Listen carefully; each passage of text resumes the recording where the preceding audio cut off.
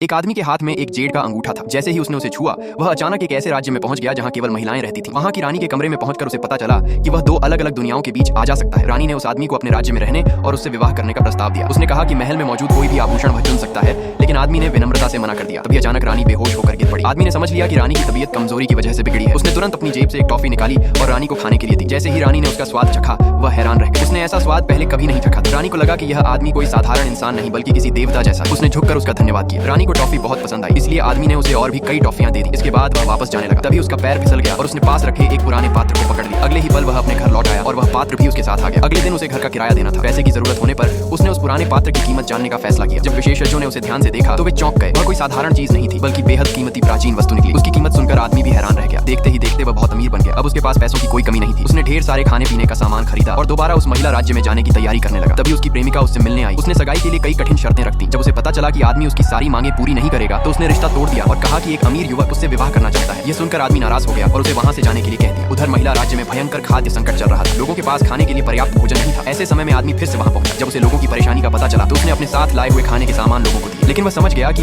इतने से पूरे राज्य की मदद नहीं हो सकती। वह तुरंत अपनी दुनिया में वापस लौटा और बड़ी मात्रा में राहत सामग्री जुटाने लगा। उसने आटा, चावल, तेल और अन्य जरूरी खाद्य सामग्री मंगवाई। जब सब तैयार हो गया तो रानी उसके बताए स्थान पर पहुंची। अचानक आसमान से भोजन और जरूरी सामान बरसने लगा। उसी समय आदमी भी वहां प्रकट हो गया। रानी उसे देखकर बेहद खुश हुई। उसे पूरा विश्वास था कि यह व्यक्ति उनके राज्य की रक्षा करने आया है। इसके बाद आदमी ने रानी को एक ठंडी मीठी मिठाई खिलाई। उसका स्वाद चखते ही रानी की आंखें चमक उठी। उसने कहा कि उसने अपने जीवन में इतनी स्वादिष्ट चीज कभी नहीं खाई। रानी उसकी मदद से बहुत प्रभावित हुई। उसने धन्यवाद के रूप में सोना, चांदी और कीमती रत्नों से भरे बड़े बड़े संदूक उसे भेंट किए। राजकुमारी ने भी उसे दुर्लभ औषधीय जड़ी बूटियां दी। इन अनमोल उपहारों को देखकर आदमी बहुत खुश हुआ। उसे समझ आ गया कि उसकी किस्मत पूरी तरह बदलने वाली है और अब उसके सामने अपार धन संपत्ति कमाने का अवसर है।